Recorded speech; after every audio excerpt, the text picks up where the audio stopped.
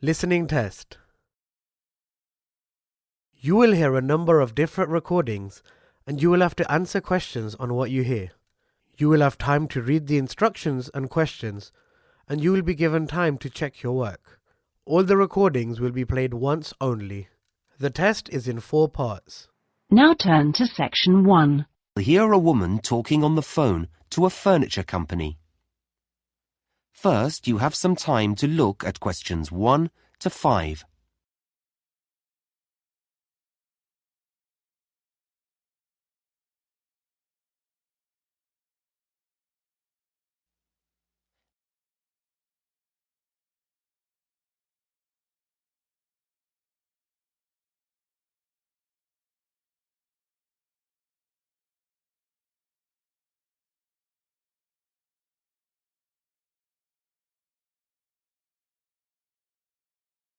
Now we shall begin. You should answer the questions as you listen, because you will not hear the recording a second time. Listen carefully and answer questions 1 to 5.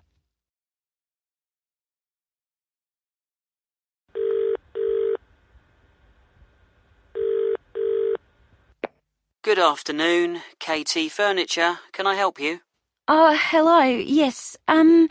I'm setting up a new office and I don't have internet access yet, but I'd like to place an order for some furniture.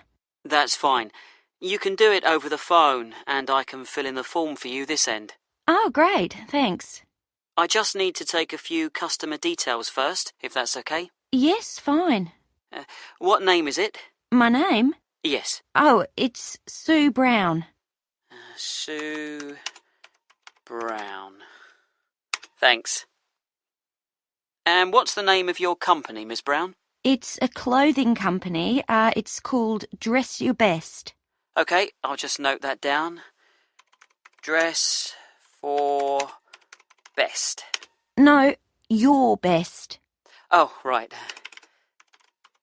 Got it.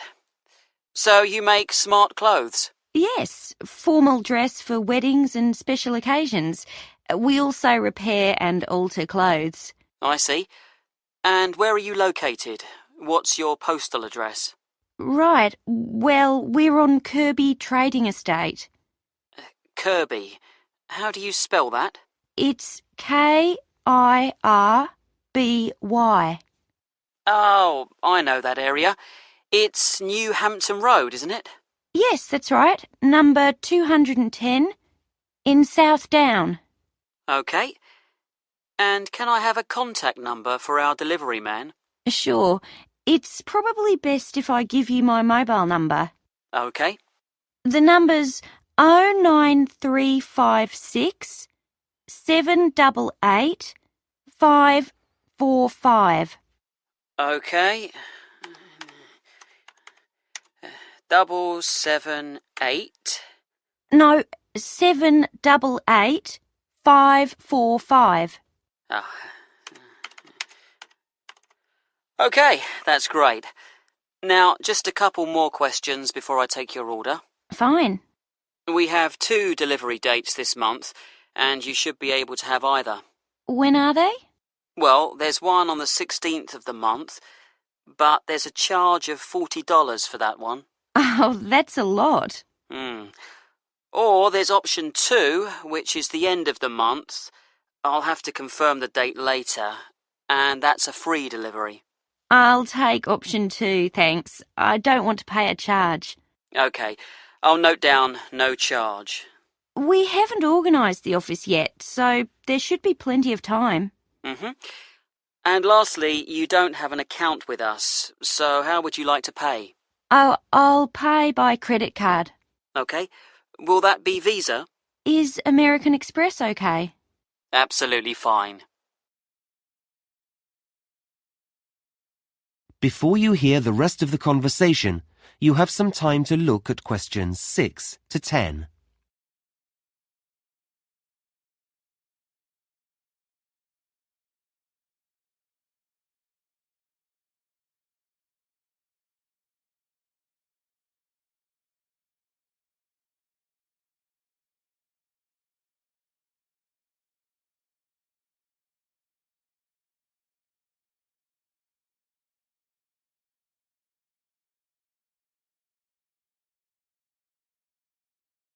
Now listen and answer questions 6 to 10. So, what would you like to order? Well, I've been looking in your catalogue and you have some office chairs that look very comfortable for our type of work. Is there an item code? Yes, it's ASP 23. OK, those chairs come in pink, white and black. Yes, the pink looks nice, but I think the darker colour's better for us. You can see light materials on it more easily. That's true. We'll have 5 of those, I think. OK, I've got that. Anything else? Do you have any striped mats? I'm sorry, not at the moment. They're out of stock. We should have some in next month. Never mind. I'd also like 2 of your glass desks. Oh, they're lovely, aren't they? Yes. You seem to have 2 sizes? Basically, large or small. I think the code for the small ones is... I think we'll have the large ones. The code here is TG586. OK. So, that's 2 glass desks. Any lamps for those? No, we have to get special lamps for our work. Oh, I see. Do you have another supplier for those? Yes. We do need some furniture for our customers, though. OK, for a waiting area or something? Well, we have to discuss the work with them, so we need a nice sofa. Something soft and... I thought leather. Ah, yes, a good choice. There's a 3-seater here, DFD 44. That seems to be in red, cream or chocolate brown. Yes, it does come in yellow as well. Yellow? I'd thought of red, but that sounds lively. Yes, I'll have that colour. I think brown's a bit too dull and cream shows the dirt too much. Yeah, you're right. Anything else? A coffee table, perhaps? Yes, I think so. Maybe TX22, the silver one? A very good choice. Well, that's it, I think. OK, I'll just add that up for you, and then take your credit card details. That is the end of section 1. You now have half a minute to check your answers.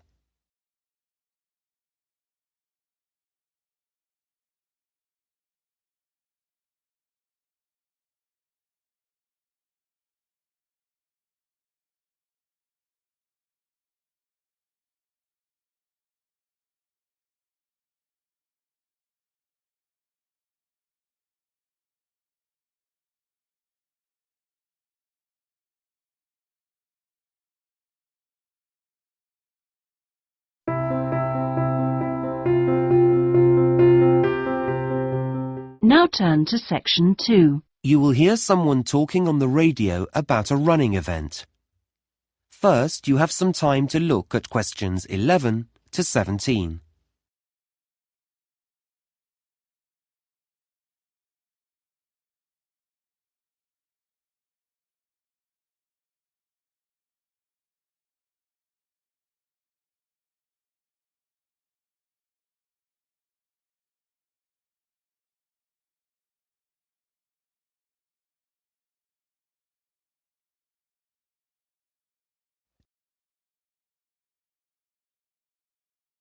Now listen carefully and answer questions 11 to 17.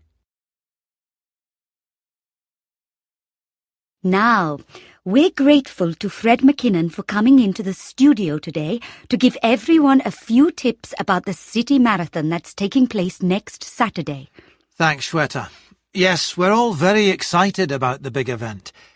Let me just remind listeners that a marathon is a 26-mile or 42-kilometre race, and this year we have 12,000 runners taking part. So, if you're thinking of going out to support the runners, and I know that many of you are, here are some tips to help make your day more enjoyable. First of all, be certain to plan your day. Don't leave everything to the last minute. Many roads are going to be closed. We don't have exact times for these closures yet, but my big advice to you is don't rely on your car to get you anywhere.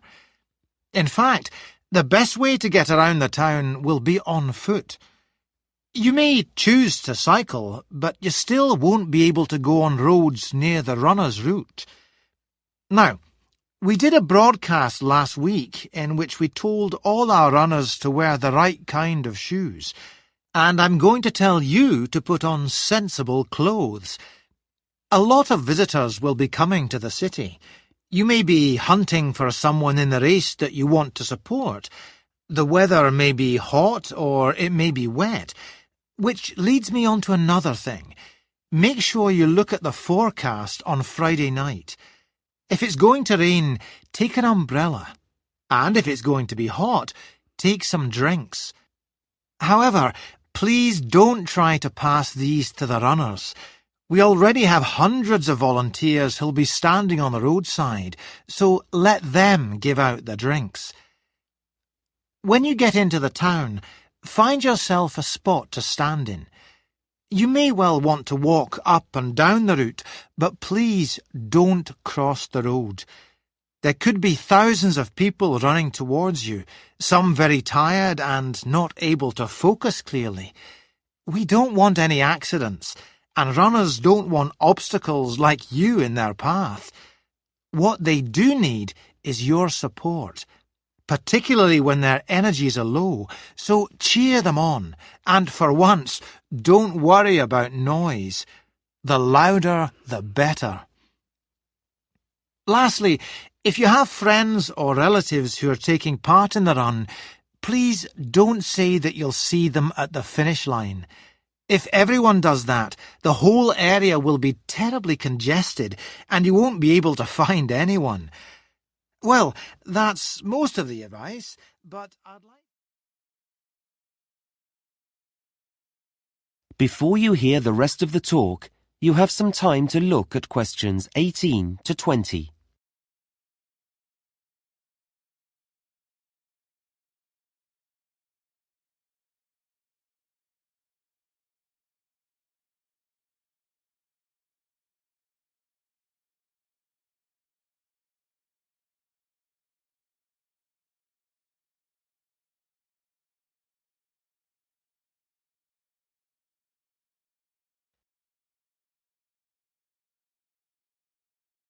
Now listen and answer questions 18 to 20. Now, I mentioned transport earlier, and I've just got a few more bits of information about travel on the day. As I said before, roads in the town centre will be closed, but if you need to be picked up at your home, then you could take a taxi some of the way. Unlike the trams and trains, however, they'll be held up on the roads, so passengers shouldn't expect them to be as punctual as they normally are. Don't be put off by this, though. There'll be extra drivers working that day, and you'll get one eventually. If you're meeting up with friends and want to be around when the runners set off, that's 9 a.m, by the way, whatever end of the city you're coming from, I'd say use the trams. They still have routes that cross roads, and this will inevitably lead to some problems, but they're likely to have more reliable timetables than buses at this time of day. And, as you know, unlike taxis, they can carry plenty of passengers. Lastly, the buses. Quite a number of bus routes will be altered slightly, and it's already been decided that some will be closed. There won't be fewer drivers, but they will be operating on different routes, and some will have longer breaks than they normally do. We'll be including a full list of all the bus routes and numbers, and where they'll be going, in this week's local paper, so look out for that. Well, that's it from me. Back to you, Shweta. Thanks very much, Fred. That is the end of section 2. You now have half a minute to check your answers.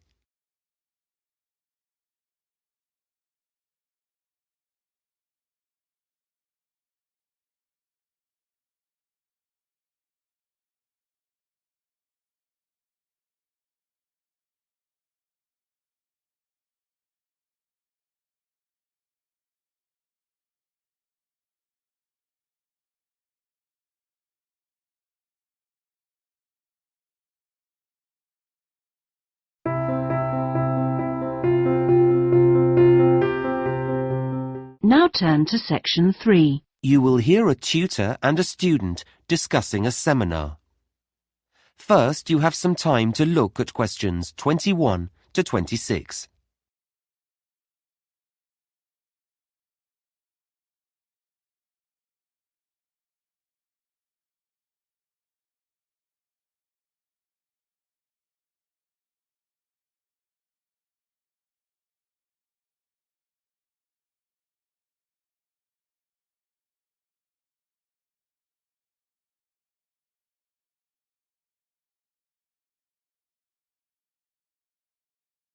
Now listen carefully and answer questions 21 to 26.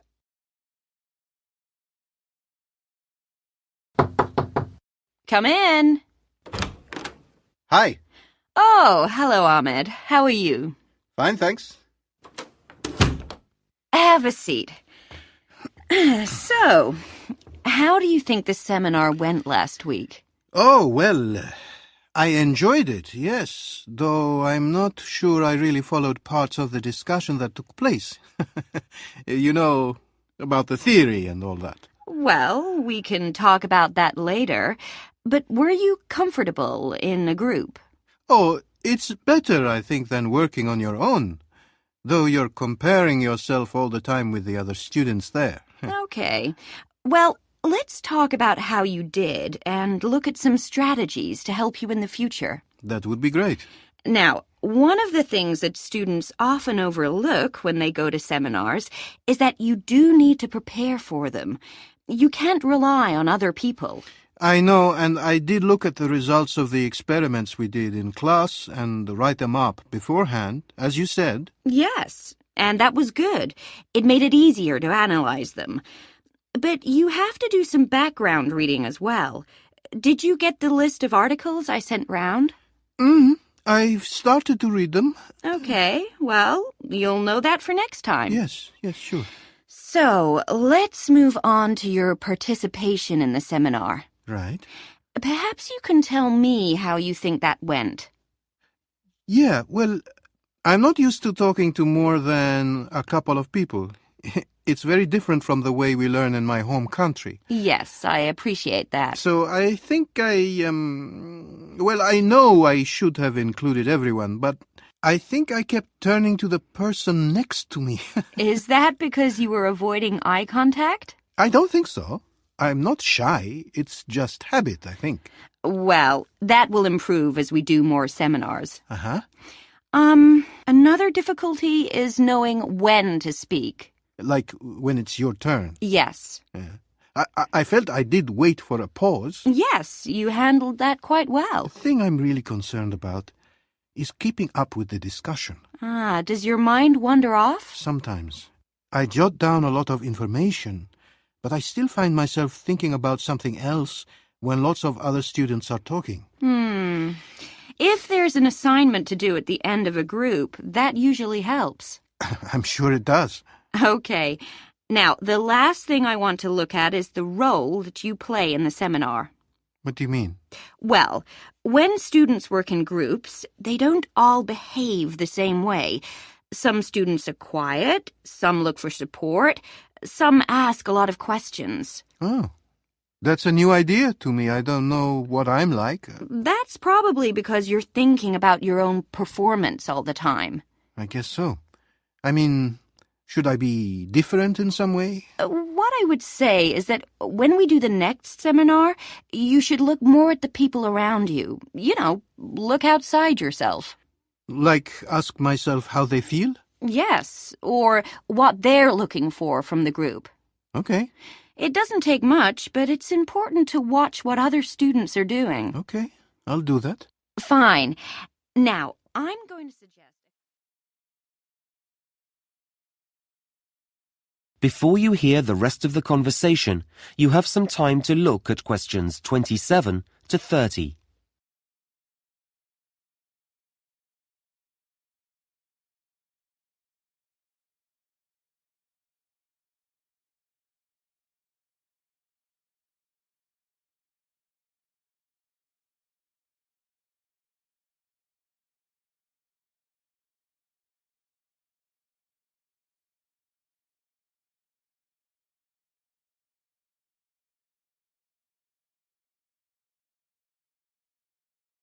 Now listen and answer questions 27 to 30.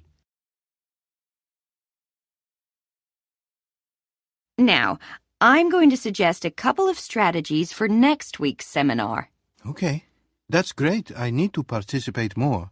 Well, it's not a question of saying more, but we need everyone to feel comfortable about giving their views. Then the discussion is better. Yes.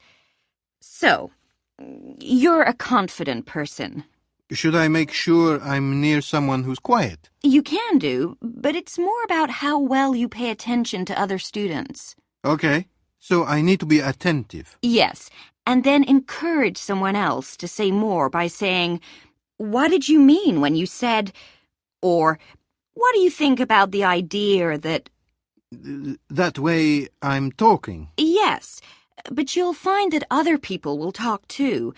You'll all start to get really involved. Right. They're good suggestions. The other thing that can really help is the way you take notes. Yeah, I know I write down everything, but I should be stricter with myself. Well, you actually need to think a few days ahead. Really? Yes. What's the topic? And what's the best way of making notes? I see. So I have a strategy when I walk in the room. Exactly. Then when you read through them later, they'll make sense, and you won't have to write them out again. I always have to do that. The other thing I would say is that you should include a small column in your notes where you can jot down things you want to go back to before the seminar ends. Like a reminder. Yes. Notes aren't just for later. You can use them as a prompt when there's a pause in the discussion. That's been really helpful. Okay. See you in class tomorrow. Thanks. That is the end of section 3. You now have half a minute to check your answers.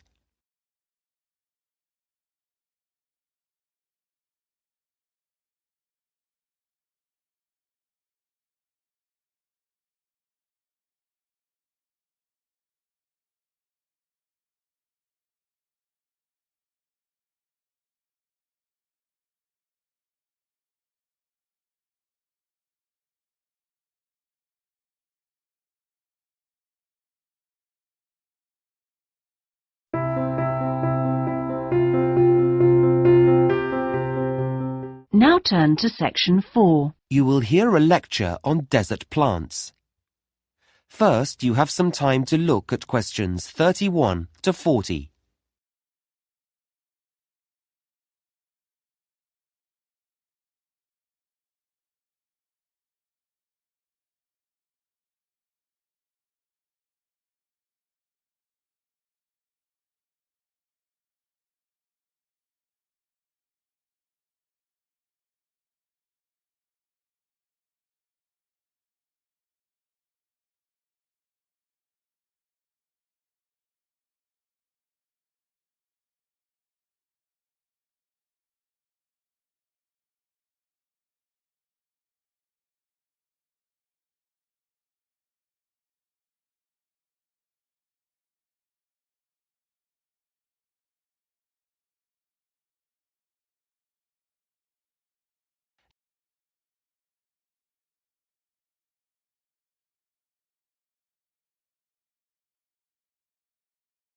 Now listen carefully and answer questions 31 to 40. In today's lecture, I'm going to continue our work on plants and talk about plants that live in the desert. Now, just a bit of background information first. As you know, about a third of the world is covered in desert, and the sort of area they're found in is important. Deserts are usually created because the area of land where they lie is located in something that's called a rain shadow. Now, this is a region that's beneath a mountain range, and what happens is that the wind blows over the mountains towards the area, but as it does so, the air loses its moisture and becomes very dry. Because of this downwind location, rainfall often totals just a few inches a year, or in some regions, there's absolutely none. And you can imagine the effect of this. It means that whatever rain does fall evaporates quickly from the ground, and that makes the soil salty and also leaves behind a whole range of other minerals as well. Now, despite this, deserts are home to many living things. In fact, they're second only to tropical rainforests in the variety of plant and animal species that live there. So, how do plants grow in a place that's so dry? Well, they're specially adapted to do this. In fact, many of the fascinating features of desert plants are adaptations. These are traits that help the plant survive in its harsh environment. And desert plants have two main adaptations. The first is that they have an ability to collect water and to store it. Some have large root systems and amazing internal water storage systems. The second adaptation is that they have features that can actually reduce water loss, and these are often very special leaf designs or additions to the plant structure. So let's have a look at some examples. Desert plants often look very different from any other plants. Okay, this first one is the saguaro cactus, which grows in North America. It looks a bit like an open hand with long fingers. This plant has a large network of roots that extend far, far away from its trunk, and these roots collect water after rain. Then the water's taken here to the green stem. This is where all its water is kept, and it keeps the whole plant alive until the next rain comes. It's a pretty, woody plant. In fact, its skeleton is actually used in building materials, so it's quite strong. This next plant is called the barrel cactus, named because it does look rather like a barrel. It can grow up to 1 meter in height, which is pretty big, and it has long yellow spines. Now, this plant has an interesting adaptation because its shape allows it to expand when it rains, hence the barrel, and store water in its spongy tissue. But then it shrinks in size during dry times as it uses the stored water, so that's a clever design. This third cactus, often just one plant reaching upwards, has these white hairs all over its surface. It's called the old man cactus because of the white hairs, and these help the plant reflect the hot desert sun. So this adaptation is a water conservation aid, if you like. Another adaptation, not directly connected with water, but with survival, is found on something like the prickly pear cactus. There are hundreds of these in the Mexican desert. I'm sure you've seen them on films and adverts. Yes, so because desert plants store water in their spongy tissue, animals will eat them. So the plant has sharp thorns, specially designed to prevent the predator from being able to, well, get near it at all. Our next plant is called the desert spoon. This plant has long leaves that fan out, and they're very succulent because they can also store water inside. However, they're also usually very tough, and this helps keep the water inside and also makes them less tasty.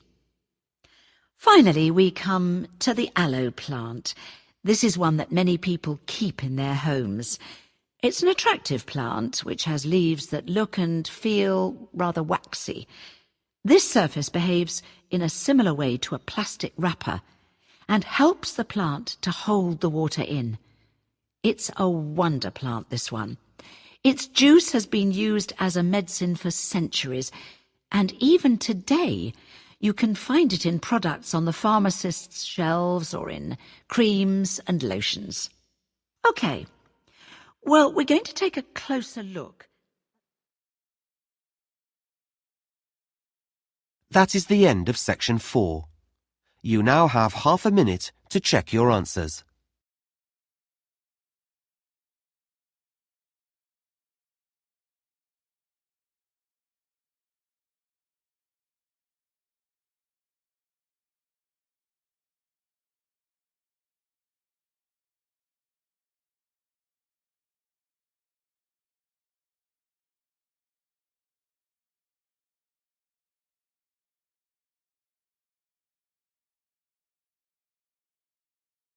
That is the end of the listening test.